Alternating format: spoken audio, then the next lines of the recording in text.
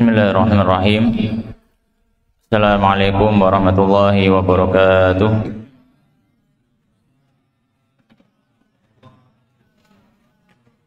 Alhamdulillahi rabbil alamin, wa bihi nasta'inu ala umuri dunya waddin.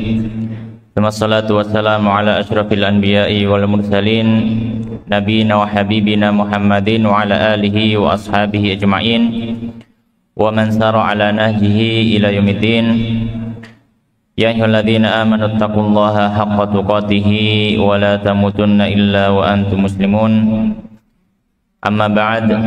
Allahumma subhanaka la ilma lana illa ma 'allamtana innaka antal alimul hakim. Wa tub 'alaina innaka antat tawwabur rahim. Allahumma faqihna fid din wa 'allimna ta'wil warzuqna al-ikhlas fil ilmi wal 'amal. Rabbi shrah li sadri wa yassir li amri wahlul 'uqdatan min lisani yafqahu qawli. Allahumma amin. Alhamdulillah, kembali kita bersyukur pada Allah Subhanahu wa taala karena pada kesempatan malam hari ini Allah Subhanahu wa taala masih memberikan kita kenikmatan kembali kita bermajelis, bermuajahah, berkumpul dalam rangka tafaqquh fiddin, dalam rangka saling memberikan nasihat dan juga wasiat dengan kebaikan, dengan ketakwaan dan juga dengan kebenaran. Dan kita masih melanjutkan mengkaji kitab Taysirul Khallaq fi Ilmil Akhlaq yang ditulis oleh Syekh Hafidz Hasan Al-Mas'udi rahimahullah taala. Yang mana kitab ini membahas tentang akhlak-akhlak kita. Dan pada pertemuan yang sebelumnya kita sudah membaca sebagian dari bab adab seorang santri, di mana beliau menyampaikan adab seorang santri ini ada 3 bagian. Adab seorang santri dengan dirinya sendiri, maka diantaranya beliau sebutkan contohnya, misalkan dia tidak merasa takjub dengan kehebatan dirinya, kemudian juga dia harus tawadhu, kemudian dia juga harus jujur, kemudian hendaknya dia itu adalah orang yang menjaga sikap. Ini adab seorang santri terhadap dirinya sendiri. Kemudian setelah itu bagian kedua adalah adab seorang santri dengan gurunya. Maka diantara adab seorang santri terhadap gurunya adalah dia meyakini dalam hatinya bahwasanya gurunya itu memiliki keutamaan di atas dirinya, sehingga dengan itu dia akan bisa mengambil manfaat dari ilmu gurunya. Kemudian diantara adab seorang santri terhadap gurunya juga adalah tunduk dan patuh kepada apa yang diarahkan oleh gurunya. Ini termasuk adab juga seorang santri. Kemudian dalam majelis pelajaran dari gurunya, maka hendaknya orang itu atau santri itu memperhatikan apa yang disampaikan oleh gurunya. Nah, diantara juga adab seorang santri terhadap guru adalah dia tidak malu bertanya. Ini adab.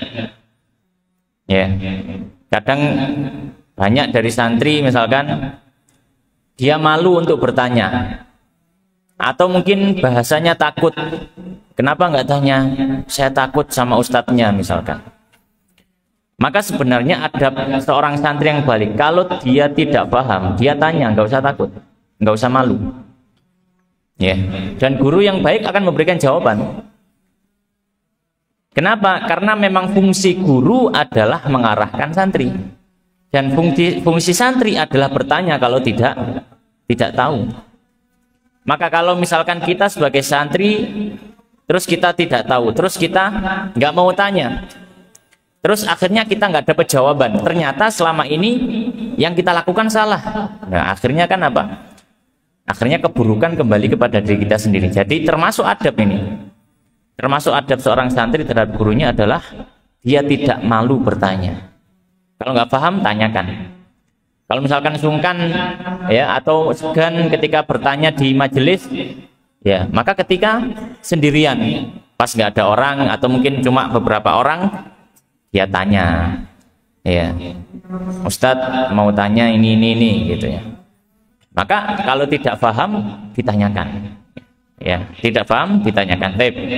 Nah, sekarang kita melanjutkan bagian adab yang ketiga. Kalau tadi bagian pertama adab seorang santri terhadap dirinya, bagian kedua adab seorang santri dengan gurunya, sekarang bagian ketiga adalah adab seorang santri dengan temannya. Ini penting. Ya, adab seorang santri dengan sesama santri. Ya. Dan perlu kita ketahui bahwasanya sesama santri itu hendaknya bersaudara. Dan persaudaraan sesama santri dibangun berlandaskan iman. Berlandaskan karena sama-sama ingin belajar ilmu agama, sama-sama ingin mendekatkan diri kepada Allah. Ya. Maka ini hendaknya diperhatikan ketika kita cari teman, ya. Tentu cari teman itu ya cocok-cocokan ya. Tapi yang menjadi landasan utama kita adalah agama. Yang menjadi landasan utama kita adalah agama. Ya. Sebagaimana dalam satu hadis Nabi SAW menyampaikan bahwasanya ada 7 golongan yang akan dinaungi Allah Subhanahu wa taala pada hari yang tidak ada naungan kecuali naungan Allah. Di antara orang-orang yang nanti di akhirat itu dapat keutamaan mendapat naungan Allah.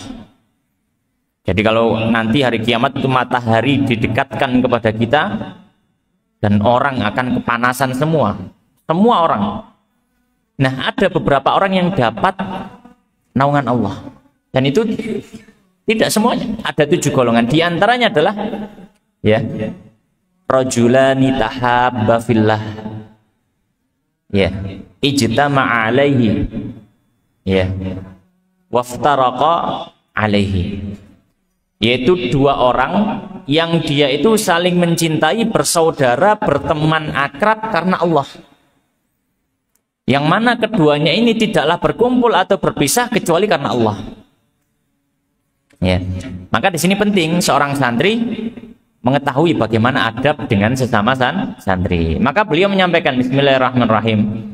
Qala al-musannifu rahimallahu taala wa nafa'ana bi ilmi fid dunya wal akhirah wa dakhalahu fasya jannatihi wa taghammadahu bi rahmatihi Allahumma amin.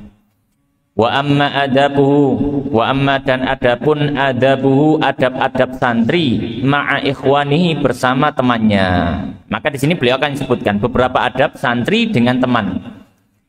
Yang pertama apa? Faminha, maka diantaranya ihtiramuhum. Yang pertama adalah menghormati dan memuliakan sesama teman. Menghormati dan memuliakan sesama teman. Ya. Itu kalau teman tersebut atau santri tersebut lebih tua dari kita. Ya, lebih dewasa dari kita, kita hormati. Kalau dia sebaya dengan kita, maka kita bersikap baik, tidak menyakiti. Kalau dia lebih muda dari kita, maka kita sayangi. Itu konsepnya. Ya, kita lihat santri ini umurnya bagaimana dengan kita. Kalau dia lebih tua dari kita, kita hormati. Kalau dia sebaya, maka kita tidak berbuat buruk kepadanya. Kita berteman akrab, tidak berbuat buruk. Kalau dia lebih muda, ya, adik-adiknya misalkan, disayangi. Ya. Dalam hadis Nabi SAW menyampaikan, laisa minna man lam yuwaqqir kabirana wa la yarham shaghirana. Bukan termasuk dari golongan kita orang yang tidak menghormati yang tua dan menyayangi yang muda. Maka ini sikap santri terhadap yang tua, dia menghormati. Yang lebih muda disayangi. Ya. Maka ketika beliau menyampaikan ihtiramuhum, memuliakan mereka, menghormati mereka, ini kalau misalkan santrinya lebih tua umurnya. Ya, tapi kalau lebih muda maka disayangi. Adab yang kedua di antara adab santri apa? Watarku ihtiraq, watarku ihtiqari wahidin, dan tidak menghina atau merendahkan salah seorang minhum dari para santri tersebut. dari para teman tersebut. Maka yang kedua, tidak boleh menghina teman-temannya. Ya. Tidak boleh menghina temannya. Ya.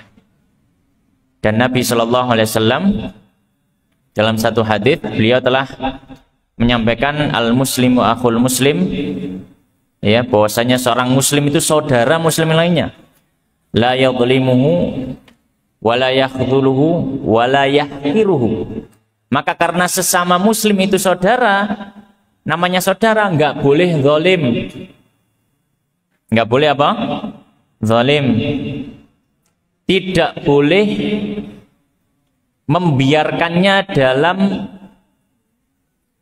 musibah. Dalam artian tidak boleh meninggalkannya dan tidak menolongnya. Ini nggak boleh. Kalau butuh bantuan, maka ditolong. Nggak boleh membiarkannya tidak tertolong.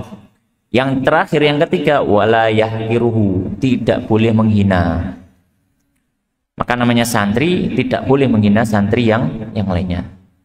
Kita belajar adab lisan. Lisan ini diciptakan Allah bukan untuk menghina sesama muslim. Lisan ini diciptakan Allah untuk berzikir, untuk membaca Quran, untuk bertanya, untuk mengucapkan hal-hal yang baik. Apalagi santri. Tidak layak santri ini berbicara dengan menghina kepada yang lainnya. Ya. Ini adab yang kedua.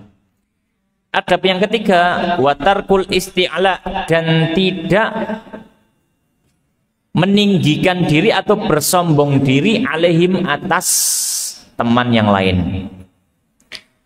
Tidak boleh merasa bahwasanya dia itu lebih tinggi kedudukannya dari temannya. Tidak boleh dia sombong kepada sesama temannya. Apa yang membuat kita sombong terhadap orang lain? Apa karena fisik kita? Apa karena ilmu kita? Apa karena hal yang lain, kekayaan kita, atau apa yang membuat kita sombong? Atau mungkin karena kita lebih dewasa? Apa yang membuat kita sombong? Ya. Maka sesungguhnya kita semua ini sama. Ya. Kita sama-sama makhluk ciptakan Allah, dan Allah Subhanahu wa taala tidak melihat kepada fisik kita. Allah tidak melihat bahwasanya oh orang ini fisiknya bagus, sing iki awake gede, iki awake cilik, berarti awake gede sing lebih utama. Enggak. Yang satunya oh ini kaya, yang ini miskin, berarti yang kaya yang lebih utama. Tidak.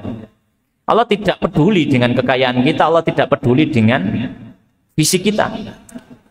Tapi Allah melihat kepada apa? Pada ketakwaan kita. Mana yang lebih bertakwa, mana yang lebih takut pada Allah. Itu yang dilihat. Ya. Maka kalau orang sombong kepada temannya, maka sejatinya dia ini salah menempatkan diri. Karena tidak ada yang bisa dia sombongkan kepada sesamanya. Ya, tidak ada yang bisa dia sombongkan pada sesamanya. Dan Nabi SAW menyampaikan dalam satu hadis, la yadkhulul jannata man kana fi qalbihi mithqala dzarratin min kibrin. Tidak akan masuk surga orang yang hatinya punya setitik sombong. Meskipun cuma satu titik. Ya. Seberat biji tanaman tahu ya, kecil sekali. Ya, biji sayuran itu kecil sekali. Maka kalau ada orang punya rasa sombong dalam hatinya, meskipun sebesar biji tumbuhan, dia tidak akan masuk surga. Maka tidak boleh kita bersikap sombong apa kepada sesama teman. Apalagi sama-sama santri, sama-sama mendekatkan diri pada Allah. Tidak boleh saling apa bersombong diri. Bahkan harusnya apa? Tawadhu. Ya. Kemudian di antara adab yang lainnya, berarti adab ya yang keempat. Adab yang keempat, wa minha, dan di antaranya alla yashara, tidak mencela. Ya, tidak mencela siapa? Tidak mencela orang lain.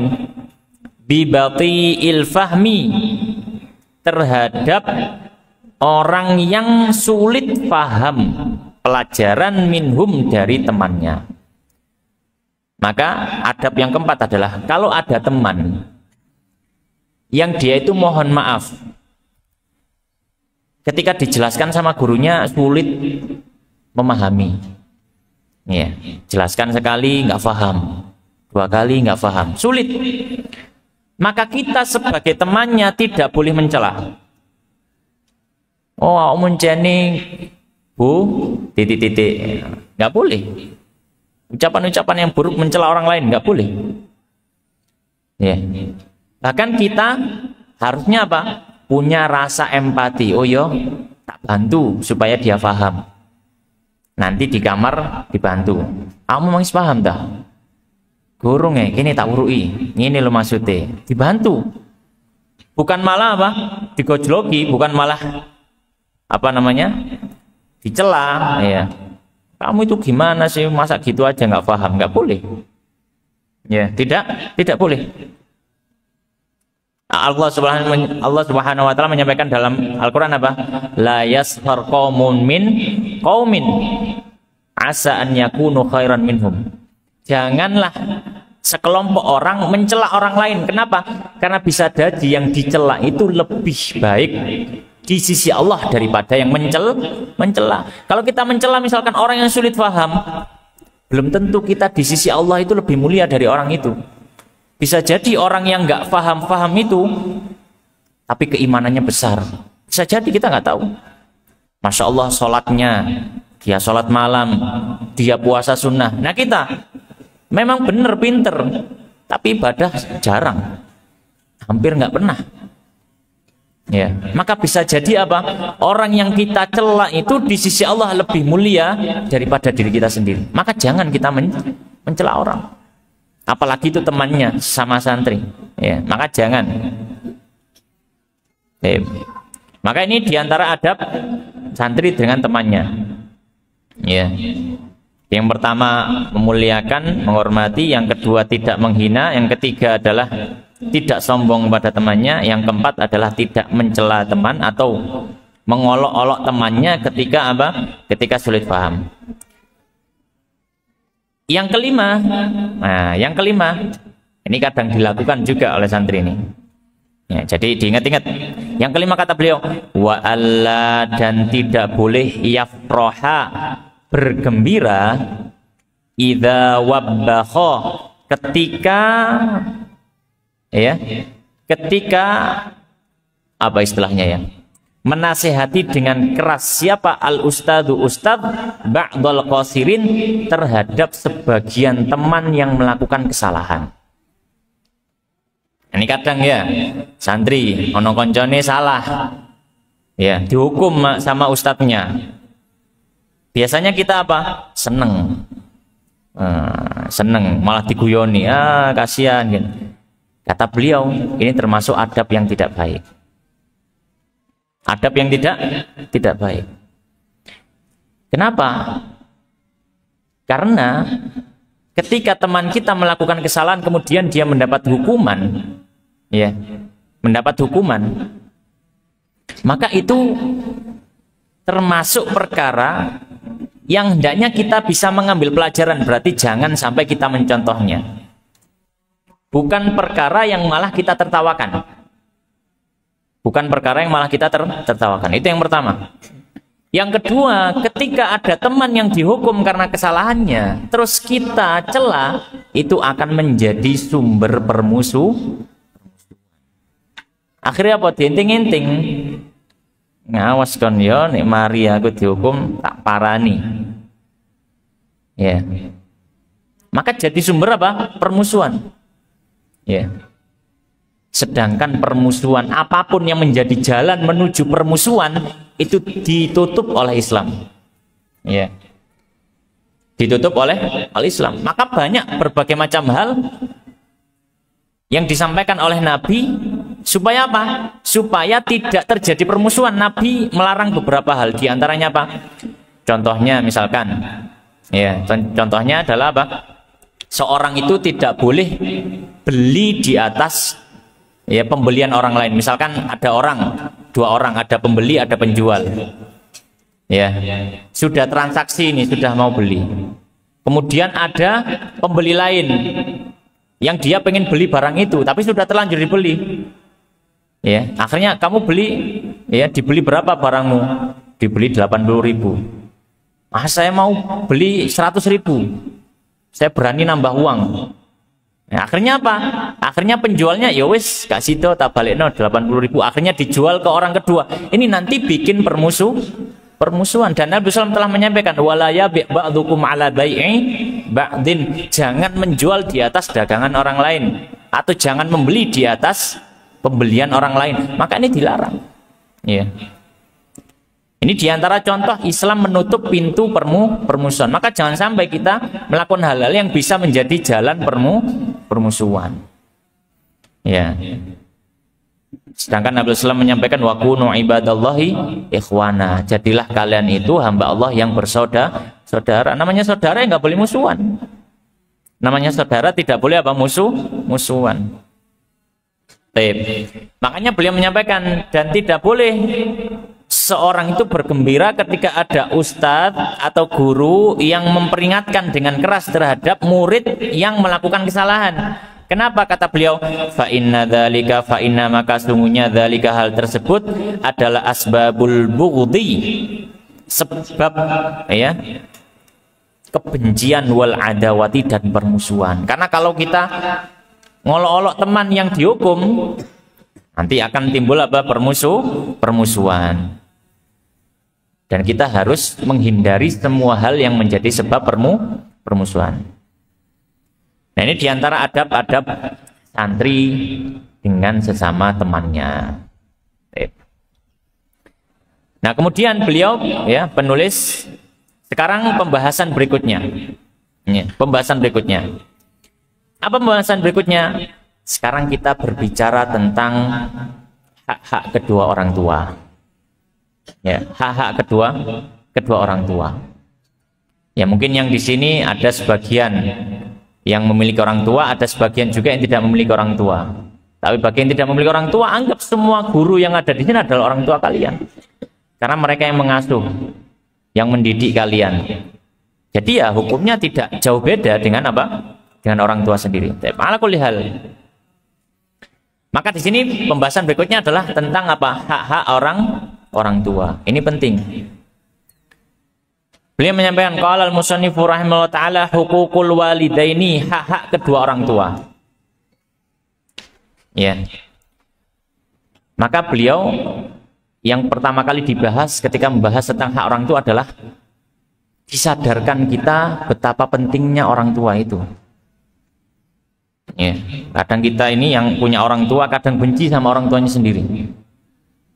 Seorang santri nggak boleh benci dengan orang tuanya sendiri. Seorang santri harus menyayangi orang tuanya sendiri. Misalkan yang pulang, misalkan kalau pas liburan terus pulang, di rumah layani orang tua sebaik-baiknya. Layani orang tua sebaik-baiknya. Jangan sampai ketika kita itu masuk pondok, perilaku kita kepada orang tua lebih buruk daripada sebelum pondok. Jangan sampai. Tidak layak bagi seorang santri perilakunya buruk pada orang tua. Kalau ada santri kok masih bersikap buruk pada orang tuanya, masih diragukan kesantriannya. Ini santri temenan tagak. Santri yang beneran, ya, itu dia pasti berbakti dengan orang tua. Maka di sini beliau sadarkan kita tentang pentingnya orang tua dalam kehidupan. Maka beliau mengatakan qala ammal walidan, adapun dua orang tua, huma as-sababu, maka keduanya adalah sebab fi wujudil insan, dalam keberadaan manusia. Kita ini kalau seandainya tidak ada orang tua, tidak mungkin ada di dunia ini, tentu setelah izin Allah. Karena orang tua adalah jalan keberadaan kita di dunia. Dan beliau memberikan nasihat tambahan. Laula ana'uhuma, seandainya bukan karena rasa berat yang ditanggung oleh orang tua, ya, mastaroha, anak itu tidak akan merasakan yang namanya hidup nyaman, hidup enak. Seandainya misalkan dulu ketika mungkin masih di rumah, ya, belum mondok, bukan bapak kita yang cari uang, bukan ibu kita yang masak, kita nggak bisa makan. kita nggak bisa makan. Seandainya bukan orang tua yang dengan jerih payahnya ngurusi kita, kita nggak akan bisa makan, kita nggak akan bisa tidur di tempat yang enak. Ya. Maka ini perlu diingat-ingat, jasa orang tua kepada kita yang luar biasa besar. Ya. Dan beliau menyampaikan walaula syaqa'uhuma, dan seandainya bukan kesusahannya orang tua, matana ama, anak itu tidak bisa merasakan kenikmatan. Seandainya orang tua yang bukan bersusah payah, anak nggak bisa hidup enak, nggak bisa merasakan kenikmatan. Ya, bapak, ya, ayah kita itu berpikir gimana caranya supaya anak saya itu bisa makan, kerja keras. Ibu kita juga mikir gimana supaya anak kita itu ya bisa makan enak, dimasakkan luar biasa. Kok kita misalkan pas pulang ke rumah tanya, Bu, lauknya apa? Lauknya ini. Oh alah, hati-hati, cuma ucapan oh alah saja bisa jadi itu kedurhakaan kepada orang tua. Ibunya itu sudah masak, dari mungkin habis subuh sudah masak. Ayahnya juga sudah berangkat kerja dari pagi, pulangnya petang. Ya, kita anaknya cuma bisa ngeritik orang tua. Ini sungguh adab yang tidak layak disandang bagi seorang santri. Gak pantas santri kayak ngono. Ya. Kata beliau, seandainya bukan orang tua yang kesusahan, anak itu nggak bisa ngerasa enak. Seandainya bukan orang tua yang merasa kesusahan, anak tidak bisa merasa enak. Ini dieling-eling ya, dieling-eling. Kemudian beliau jelaskan secara rinci lagi tentang ibu kita. Ya, tentang ibu kita. Beliau menyampaikan amma ummuhu, adapun ibunya, fahamalathu kurha, maka ibu itu sudah mengandung anak dengan susah payah. Bayangkan kita dulu itu digendong ibu 9 bulan, tidak pernah ditaruh. Jadi kita itu digendong ibu berapa? 9 bulan. Bayangkan sampai itu 9 bulan nggawa tas. Turu digawa, mlaku digawa, lungguh digawa, 9 bulan. Bisa sabar kayak gitu? Belum tentu. Cuma bawa tas. Ibu kita 9 bulan bawa kita. 9 bulan bawa kita. Dan itu apakah berat? Ya jelas berat. 9 bulan. Bayangkan 9 bulan bawa barang gak pernah ditaruh. Itu ibu kita. Kemudian bukan cuma bawanya, wa wada'athu, dan ibu itu meletakkan, maksudnya meletakkan, melahirkan. Dan ibu itu telah melahirkan anak kurha dengan rasa berat. Bawanya berat, mau naruh juga berat.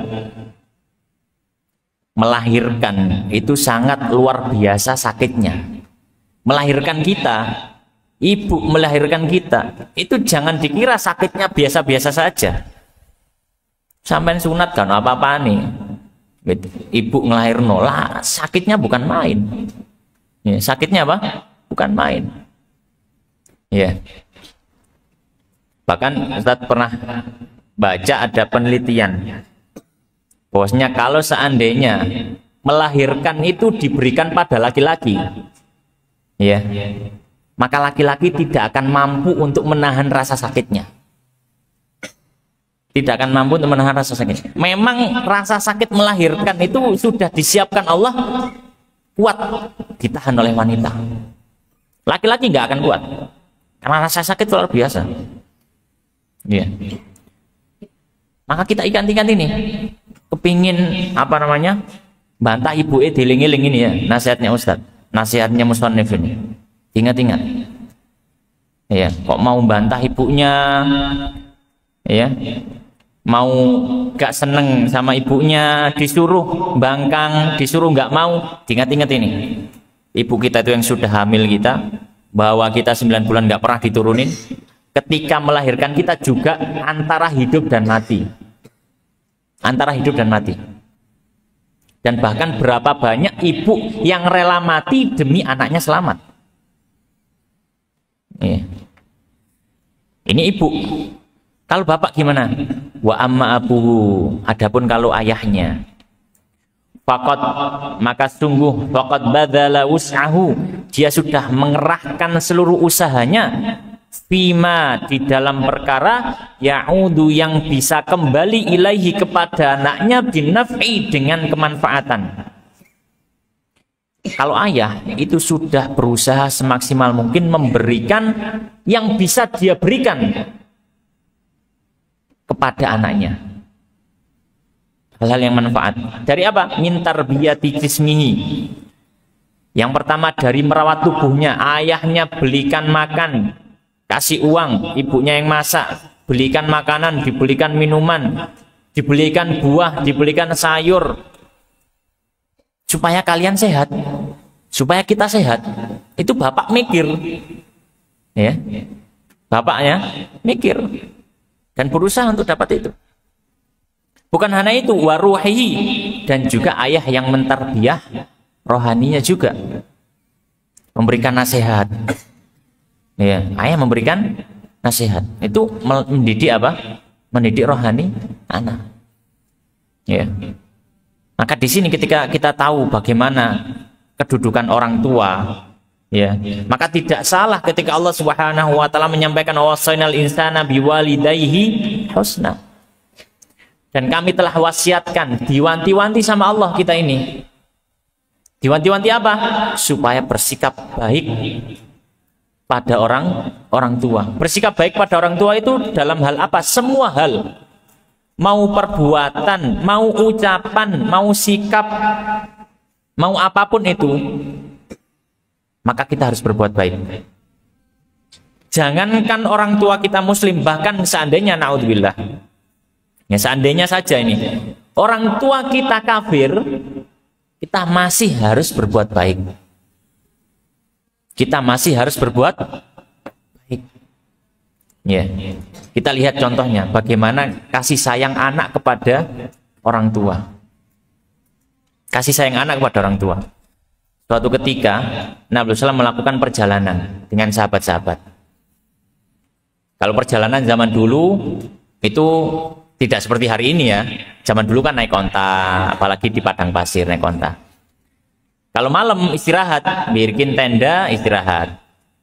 Maka suatu hari ketika melewati sebuah sebuah desa kecil, kemudian Nabi mengajak para sahabat istirahat dulu. Ayo istirahat dulu.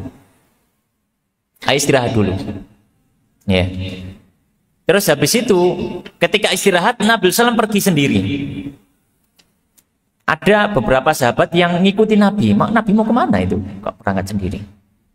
Ternyata di situ ada kuburan. Nabi duduk nangis. Di samping kuburan Nabi duduk dan nangis. Sahabat heran, kuburannya sopo kok ditangisi Nabi? Ya. Maka beberapa sahabat mendekat. Ya, ketika Nabi sudah agak selesai dengan nangisnya itu, ya, maka beberapa sahabat mendekat. Kemudian tanya, wahai Nabi, ini kuburan siapa kok jenengan tangisi? Nabi nangis di situ, samping kuburannya. Maka kata Nabi SAW, ini kuburan ibuku. Kita tahu ibunya Nabi SAW, Aminah, itu meninggal ketika perjalanan. Ya, ketika perjalanan pulang dari Madinah mau ngajak balik ke Mekah. Karena Aminah itu ibunya Nabi itu dari Madinah. Di tengah perjalanan antara Mekah Madinah meninggal, kemudian dikuburkan di situ. Maka Nabi menangis. Iya, ini adalah kuburan ibuku. Ya.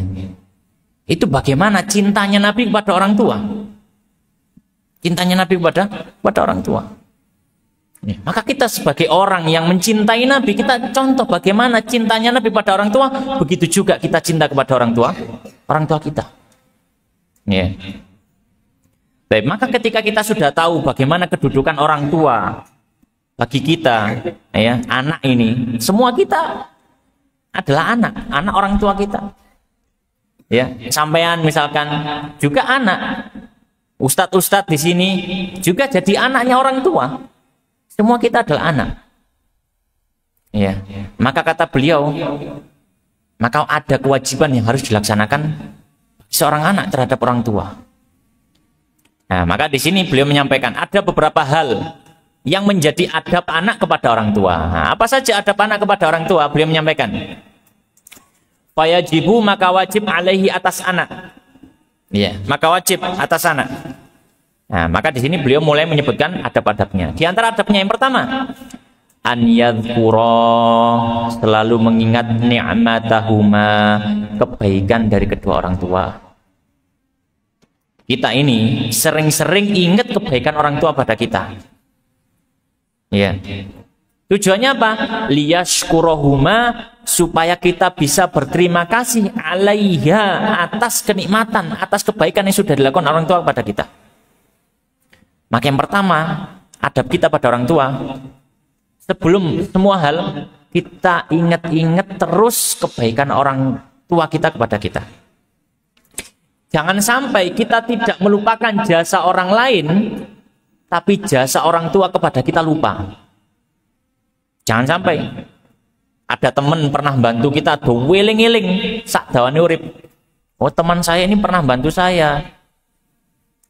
Tapi orang tuanya sendiri dilupakan jasa-jasanya. Padahal orang tua itu yang lebih banyak jasanya kepada kita. Ya, banyak jasanya kepada kita.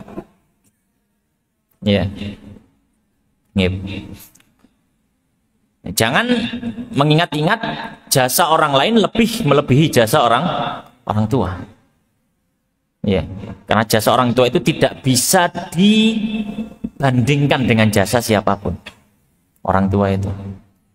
Bahkan kita sendiri kalau ingin balas jasa orang tua tidak akan mampu. Ya, sebagian ulama salaf itu menggendong ibunya dari rumah menuju Mekah untuk bisa umroh, digendong ibunya. Kemudian ada sahabat Ibnu Umar, orang yang soleh ini, anak ini yang menggendong ibunya, tanya kepada Ibnu Umar, wah Ibnu Umar, saya ini dari rumah saya, gendong ibu saya, tak pikul, karena ibu saya nggak bisa jalan, tak pikul, tak gendong ibu saya, jalan kaki saya dari rumah.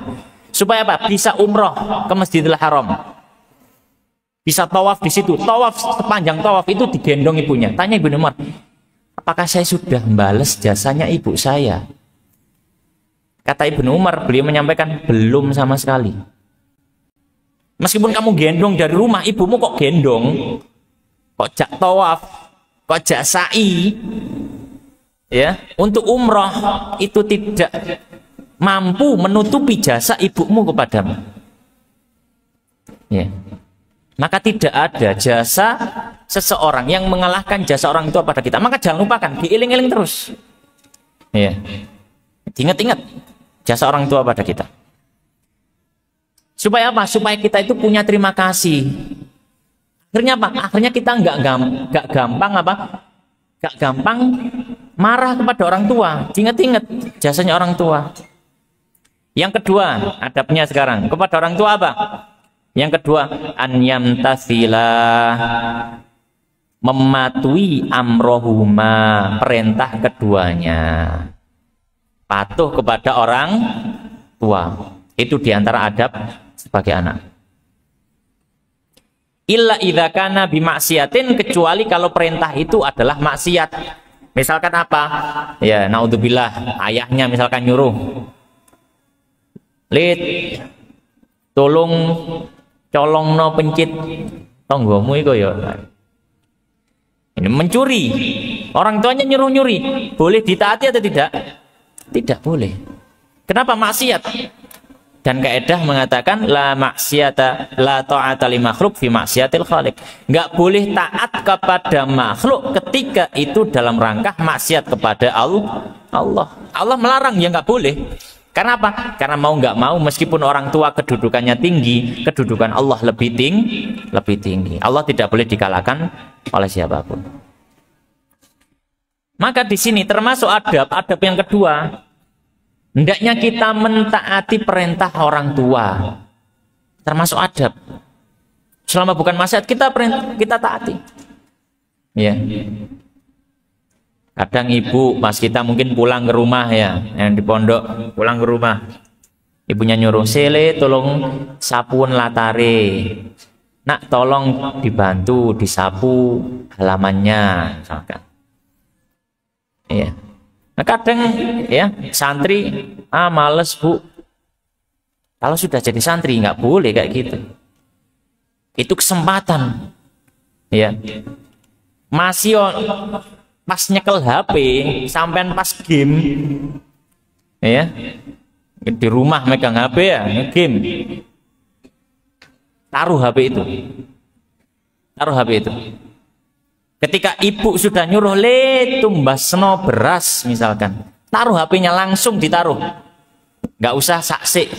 Ya, biasanya apa? Disuruh sik Bu, sik Bu, sik Bu gitu. Sampai akhirnya ibunya beri sendiri. Ya, anaknya budal-budal kesuwen. Jangan sampai seperti itu. Kalau lihat ibu akhirnya pergi sendiri, harusnya kita sangat-sangat merugi. Kalau bisa disusul Bu, kula mawon sing tumbas. Jenengan mantuk. Iya. Jadi ketika disuruh, maka kita taati selama itu bukan maksiat. Kemudian diantara adab yang ketiga terhadap orang tua, wa an yajlisa, dan anak itu duduk ma'ahuma bersama orang tua khasyian. Iya. Dengan khusyuk, dengan duduk yang baik. Iya, dengan duduk yang baik. Iya. Wadhan tarafahu, dengan menundukkan pandangannya anzalatihima, dari ketergelinciran kedua orang tua. Mungkin orang tua kita pernah melakukan kesalahan. Karena namanya manusia tidak mungkin bebas dari salah. Orang tua pasti melakukan kesalahan. Orang tua kalian, orang tua ustadz, dan ustadz-ustadz yang lain mungkin pernah melakukan kesalahan. Tapi kita sebagai anak hendaknya memaklumi dan memaafkan kesalahan orang tua. Ya, jangan itu disimpan terus sampai meninggal. Orang tua saya pernah melakukan kesalahan ini, tak ingat-ingat terus. Enggak seperti itu. Kita itu disuruh ingat-ingat kebaikan orang tua, bukan ingat-ingat kesalahan orang tua. Ya. Maka ini diantara adabnya apa? Ketika duduk bersama dengan orang tua, bersikap yang baik dan jangan mengingat-ingat kesalahan orang tua. Ya. Jangan mengingat-ingat kesalahan orang tua. Adab yang keempat kepada orang tua, wa alla yu'dhiyahuma, tidak boleh menyakiti orang tua. Termasuk adab tidak boleh menyakiti apa? Orang tua. Walau biqauli uffin, meskipun cuma mengatakan uff. Uff itu kalau dalam bahasa Arab ungkapan tidak suka. Ya, ungkapan tidak suka, maka bisa diungkapkan. Misalkan kita, ya, ungkapan tidak suka, ya, jangan Allah Bu, gerundel. Ini sudah bentuk kedurhakaan kepada orang tua. Ya, gerundel ya. Dia mengutarakan kalimat yang menunjukkan nggak seneng, kesal sama orang tua. Diungkapkan dengan kata-kata, maka ini sudah menyakiti orang tua.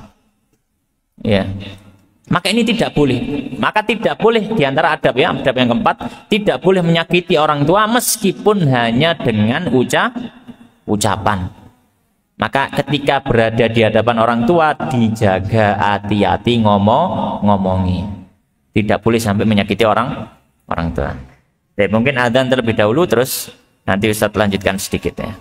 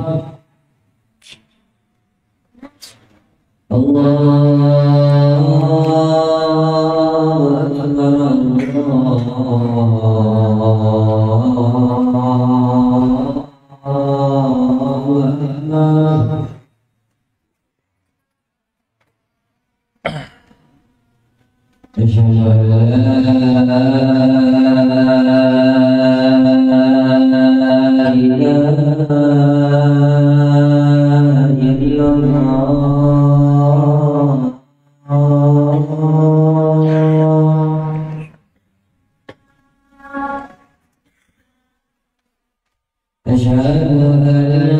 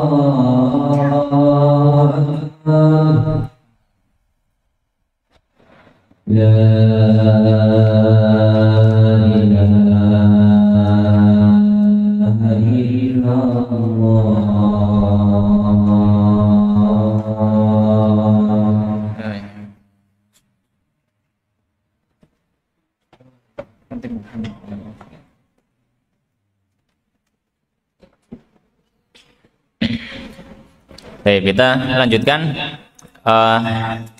Masih ada ya, beberapa adab lagi kepada orang tua. Kalau tadi adab yang pertama kepada orang tua adalah kita selalu ingat-ingat kebaikan orang tua pada kita. Yang kedua adalah kita mentaati perintah orang tua selama bukan maksiat. Yang ketiga, kita hendaknya tidak mengingat-ingat ketergelinciran orang tua atau kesalahan orang tua. Kita tidak mengingat, kita maafkan. Ya, kemudian yang keempat adalah kita tidak menyakiti orang tua meskipun hanya dengan ucapan. Maka adab berikutnya, adab yang kelima sekarang. Qala al-musannifu rahimallahu ta'ala wa alla yutila, dan tidaklah memperpanjang jidalahuma, berdebat dengan orang tua. Adab yang kelima, ketika kita diskusi dengan orang tua, boleh diskusi. Ya, diskusi dengan orang tua boleh. Tapi kalau sudah masuknya debat, kita berhenti. Ya, kita berhenti. Jangan kita berdebat dengan orang tua. Lebih baik kita diam, kita cari waktu yang lain untuk diskusi. Ya, kenapa? Karena nanti bisa jadi namanya orang debat, khawatirnya ada ucapan kita yang menyakiti orang tua. Kita diskusi boleh, ngobrol, tukar pikiran, tukar opini, tukar pendapat boleh. Ya, kita nggak setuju dengan pendapat orang tua tidak setuju dengan pendapat kita, boleh. Tapi kalau sudah masuk debat, berhenti. Kita diam. Ya, kita diam saja. Ya. Jangan sampai kita apa? Berdebat dengan orang tua, karena bisa jadi nanti akan menyakiti orang tua. Kemudian yang keenam, adab yang keenam, wa alla yamsya amamahuma, tidak berjalan di hadapan orang tua illa fi khidmatihima, kecuali dalam rangka melayani membantu orang tua. Melayani membantu orang tua. Ya. Kenapa? Karena khawatirnya kalau kita berjalan di hadapan orang tua, nanti khawatirnya kita menghalangi jalannya orang tua. Tapi kalau tidak menghalangi, ada tujuannya ya boleh. Tapi kalau kita berjalan di depannya orang tua terus kok menghalangi, maka nggak boleh. Maka tidak boleh. Kenapa? Karena bisa jadi ketika kita berjalan di depan orang tua terus menghalangi orang tua, itu bisa menyakiti. Iya. Maka hendaknya kita berjalan di sampingnya atau mungkin di belakangnya supaya tidak menghalangi orang tua. Ini termasuk di antara adab. Termasuk di antara apa? Adab. Yang ketujuh, wa an yad'uwa lahuma, mendoakan orang tua. Dan ini penting juga, penting sekali. Mendoakan orang tua. Birrahmah, dengan kasih sayang, wal maghfirah, dan ampunan dari Allah. Maka kita itu paling tidak berdoa kepada Allah. Di antara doa yang kita minta apa? Allahumma firli wali walidayya warhamhuma kama rabbayani shaghira. Kalian sudah hafal, tinggal mocone, diwaca. Jangan lupa dibaca saat-saat istijabah, antara adzan dengan iqamah, ketika setelah sholat, ketika turun hujan, ketika safar, waktu-waktu istijabah untuk berdoa. Di antara doa-doa kita yang kita ucapkan, kita berdoa kepada Allah supaya Allah memberikan kasih sayang dan ampunan kepada orang tua. Ini bentuk khidmat kita pada orang tua.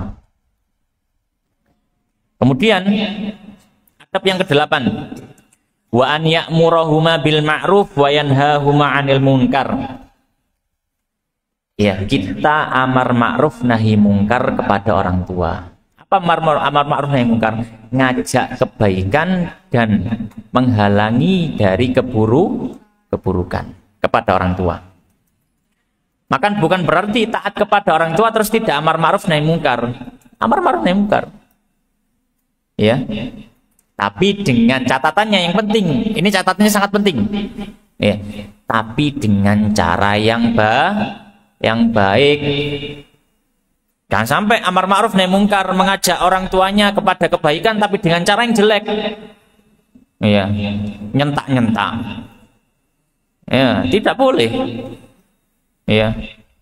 Dengan nada yang tinggi, dengan emosi, tidak boleh, dengan cara yang lembut. Dengan cara yang lembut. Ya. Dengan cara yang baik. Bahkan mungkin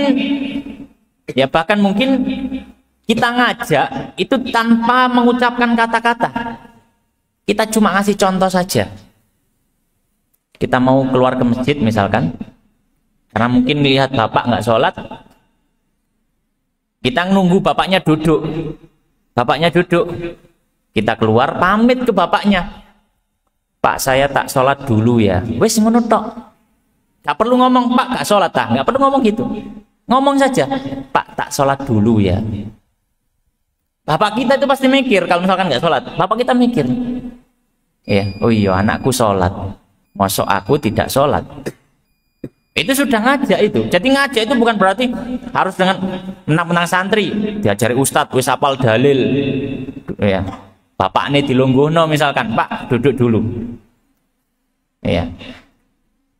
Kok jenengan nggak sholat Pak? Nggak boleh kayak gitu. Loh kan ini Ustaz amar ma'ruf nahi munkar, bener amar ma'ruf nahi, tapi caranya salah. Caranya salah. Ya. Cara salah. Kalau caranya salah ini juga nggak bener. Ya, ini juga nggak bener. Kayak orang sedekah tapi nyolong terus disedekahkan. Caranya salah. Sedekahnya benar tapi caranya salah. Sama juga. Ngajak bapaknya, ngajak ibunya kepada kebaikan, tapi caranya salah, ya salah. Maka perlu cara yang bijak. Maka di sini termasuk adab kepada orang tua, amar ma'ruf nahi mungkar, diajak pada kebaikan orang tuanya.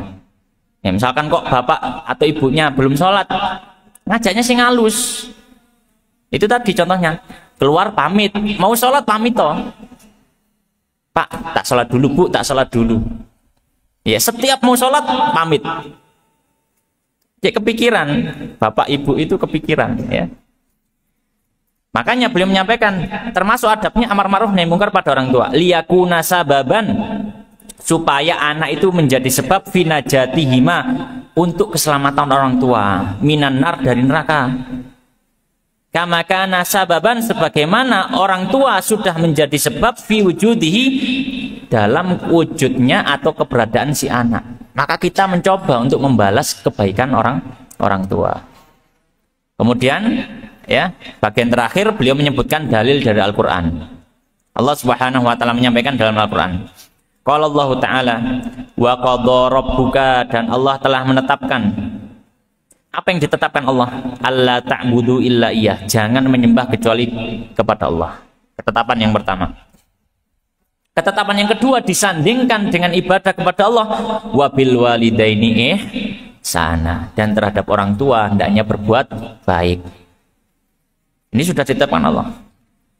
Kemudian Allah menyampaikan, imma yablughanna indakal kibar, ketika sudah mencapai umur tua bersamamu, ketika orang tua nanti, kita sudah dewasa, orang tua itu sudah menua dan tinggal sama kita, misalkan ahaduhuma au kilahuma, entah salah satunya atau dua-dua orang tua kita sudah tua bersama kita, fala taqul lahuma uffin, maka jangan sekali-kali mengucapkan kata mengucapkan kata yang menunjukkan kekesalan kita, jangan sampai. Wala tanharhuma, dan jangan membentak keduanya, nggak boleh bentak orang tua, nggak boleh. Suara lebih tinggi dari orang tua nggak boleh. Ya. Kalau orang tua meninggikan suara, kita jangan meninggi. Ya. Wa qul lahuma qaulan karima, dan ucapkan kepada kedua orang tua dengan ucapan yang mulia, menghormati. Ya. Waqfid lahuma janahadzulli minar rahmah. Ya. Dan lembutkanlah tubuhmu dengan menyayangi kedua orang tua. Dengan menyayangi kedua orang tua. Wa qur rabbirhamhuma, dan berdoalah. Nah, ini termasuk juga adab tadi. Wa qul, dan ucapkan rabbirhamhuma, ya Allah berikanlah rahmat kepada orang tua, kama rabbayani shaghira, sebagaimana orang tua sudah mendidikku ketika aku kecil.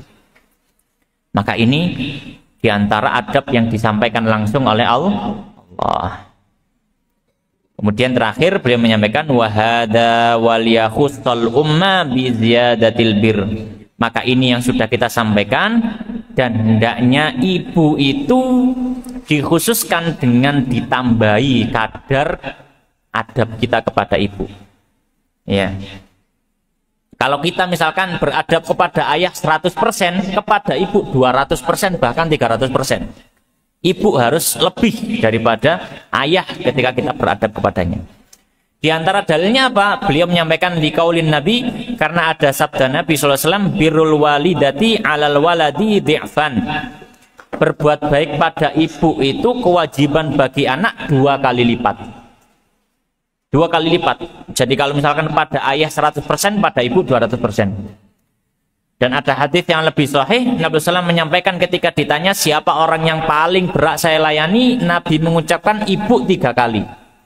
Baru setelah itu ayah. Berarti 3 kali lipat ibu itu harus dihormati, disayangi, dimuliakan, dan kita harus berbuat baik pada orang tua.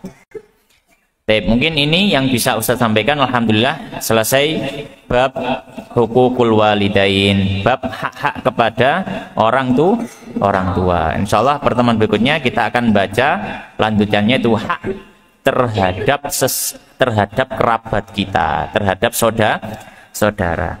Demikian wallahu taala alam wa sallallahu wa sallim wa barik ala nabiyina Muhammadin wa ala alihi wa ashabihi ajmain. Kita tutup dengan doa kafaratul majelis. Subhanakallahumma wa bihamdika asyhadu an la ilaha illa anta astaghfiruka wa atubu ilaik. Wa akhiru alhamdulillahirabbil alamin. Assalamualaikum warahmatullahi wabarakatuh.